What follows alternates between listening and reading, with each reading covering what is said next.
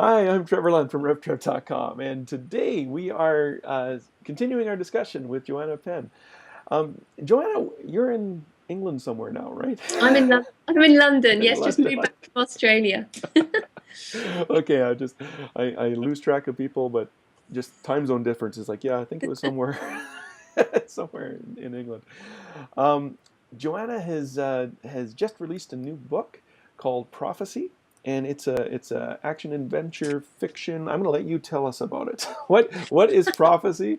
Give us the 12-second spiel, and Well, I guess your prophecy is the second in a series. It's called the Arcane series, and it's basically kind of kick-ass action adventure thriller with religious story themes. So the prophecy of the title is the verse in Revelation about the four horsemen of the apocalypse, and the fact that the pale horse will kill a quarter of the population of the world. So I love using kind of biblical stories or verses in as a jump off for the story. So I have my heroine Morgan Sierra, who must basically stop the bad guy from getting his hands on the Devil's Bible, which is actually a real medieval yeah. artifact. But in the book, it contains these curses that can basically transform and be that final horse of the apocalypse. So it's a kind of exciting. We go across different locations around the world. It's got theological aspects, psychology aspects. Yeah, it's a lot of fun. Well, what? Yeah, I'm not going to give away everything. I'm going to review it because I am reviewing it for you. But Oh, I like the. Oh, what was I going to say? Uh, like with the Devil's Bible, how there are the missing pages on the back, and you took that and said, well, what were those missing pages, and kind of brought it through. I really enjoy yeah. that kind of writing that Oh, you good. take um, actual things and then try to describe them how it could have came about. So And this is kind of what I love about writing thrillers, because the idea of a thriller is that it could actually happen. hmm It's not so far-fetched, like it's not sci-fi or fantasy. It's like this could actually happen, and the Devil's Bible is real. All of the places in the book are real. The yeah. Sedlec Bone Church and the Palermo Crypt with the kind of mummies. All of those things are real. Paris catacombs, and yeah, with the Devil's Bible, I couldn't believe it when those missing pages were there, because it was kind of like I couldn't search for it entirely because it's real, and so I wanted to weave that into the story in such a way that people would get really involved.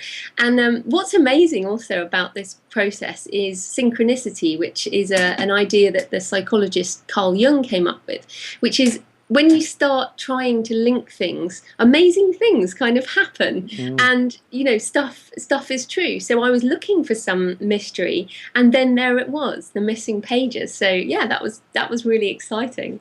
So in this, how long is this series going to be? How many pages, or how many pages? How many books do you have planned? This is the second in the Oh, series. Is this one well, that keeps on going till it's done, or how is it going to go? Well, basically, what I'm doing is I'm kind of looking at really interesting stuff that interests me. So Pentecost was about, I made up that there are stones that came from Jesus's tomb, the risen Jesus's tomb, and Yeah. then they're found in the present day, and that Morgan has to go and find them around the world. Where the apostles' bodies are in these various tombs, which again is true. They Mm. really are in these various places. So that was one thing. I was really interested in the early church and how I could bring a mystery into the brilliant architecture of these various churches, because I love architecture and art and things. And then with prophecy, it was kind of like the central idea came from the sacrifice of Isaac by Abraham. Yeah. So that was the core, was that God asked Abraham to sacrifice his son, and Abraham said yes and took him up. I'm sure people know the story. He's about to kill him, but he doesn't. God gives him another sacrifice. So I thought, well, let's take that further. And there's actually a whole load of research about this, about obedience to authority. So that's where that all came from. And the third book is going to be about the Ark of the Covenant. So Oh. it's called Exodus, hmm and is looking in at the first of all where it could be, Yeah. but also the psychological aspects around Sigmund Freud, because I have one degree in theology and one in psychology. I could So tell by the like, writing. Yeah. yeah, blend the two. So Sigmund Freud wrote a book called Moses and Monotheism, and he was obviously Jewish. So I'm bringing in, Freudian theory, the Moses out of Egypt, so the ancient Egyptian mythology, as well as the sort of the Ark of the Covenant and where it could be. So it could go on for a long time, because every time I'm like, wow, this is really fascinating stuff. There's so much in the Bible that I'm interested in pulling out these threads. Yeah. And I'm not, obviously, you've read the books, I'm not reinventing the story itself. I'm using often just one verse and then writing a story around that. Yeah. So where's the Ark of the Covenant? Because I have a few suggestions myself. You'll have to read Exodus, but there's what I love the research. The research is so fast. So I've been reading all these books about the Ark of the Covenant. There's some really crazy people. Oh yeah, those are the best ones. It's just fantastic. So the research drives me, really. The best one I heard for craziness is that it's under the hill of Golgotha. Yeah. Because with the blood came down and went on the mercy seat. It's like, dude, I don't need that for my faith, But it's like, he won't be in the book. Oh boy, that's fun. So when you're writing, how does that process work? Like you said, you kind of get. Do you get the thread first? Do you get the idea? Do you look for the mystery? Like what? Yeah, I know it's different every time. It's all the time. I know it's a hard thing to answer. Well, I think with let's take the prophecy. It was really I actually wrote my thesis at university on the psychology of fundamentalist religion in terms of obedience to an authority figure. Yep. So God told Abraham to do it, and God told the person who assassinated Yitzhak Rabin, the Israeli prime minister, about 10 years ago, said to this young Jew, kill this man, and he did it. So my thought was, well, that's really interesting. How do people decide that God tell them to do it? And then from there, I found out. I also went to the Paris catacombs. So I love places. Places are critical to my books. You probably noticed. They go hopping around all these different places. So I needed resonance in my scenes. So the Sedlec Church is in the Czech Republic, and it's made all of bones. And I always knew that my final scene, was going to be in this bone church when, human skeletons everywhere. I mean, that's very resonant of spiritual things and death, and So I guess all of it comes together. And at the moment, in plotting Exodus, I'm coming up with good locations and the story, but also I'm fascinated by what's in the Bible itself, because of course, who knows where it is? So I can make up quite a lot, but equally I have to use some of the aspects that are true. Yeah. No, that's you got my interest on that one. That's. But it's I think back to some of the books that influenced me. I'm sure Frank Peretti, who was a Christian writer. I liked some of those those really over the top ones, the end times ones that those pair of writers did. Tim so and so, the Left Behind, Left Behind series. I like using aspects of religion that resonate in people's minds because they know something about it, and then I just kind of make something of that. Yeah.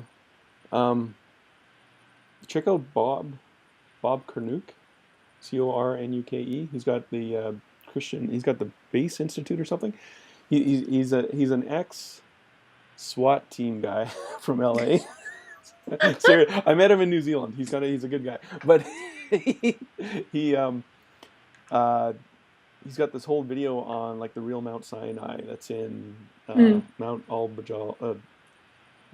Anyway, it's in Saudi Arabia, and the Saudis all know it. We just don't know it. And he's got another one on the Ark, but then for him, it's, the Ark could be in Ethiopia because that's what all. Yeah, they well, want to that's say. one of the places. It could be if it was around at that time. But anyway, that's.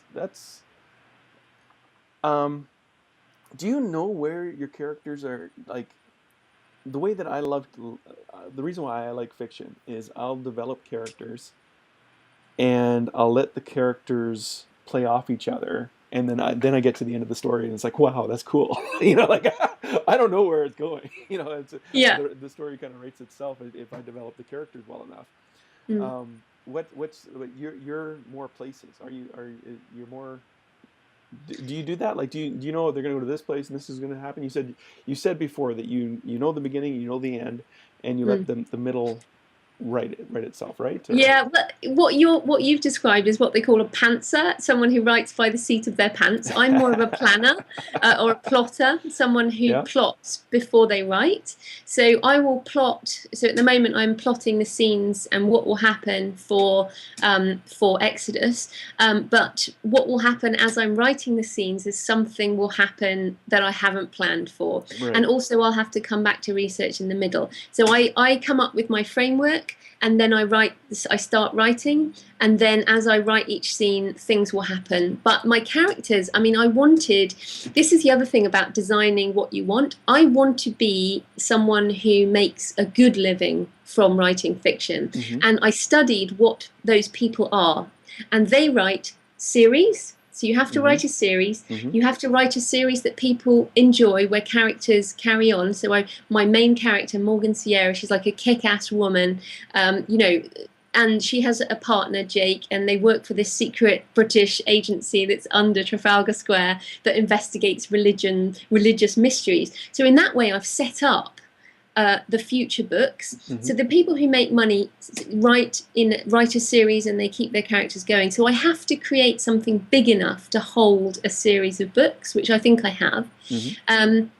And then, yeah, basically over time. But my characters don't get out of control. Although last time, when I was writing Prophecy, a new character just arrived out of nowhere. And in the end, I took him out of Prophecy, but he will be going into Exodus. So, but for example, I also like to take my cues off TV. So I really like that show Bones. Mm-hmm. I know I said I don't watch much TV, but I do watch Bones, or I used to before she had a baby.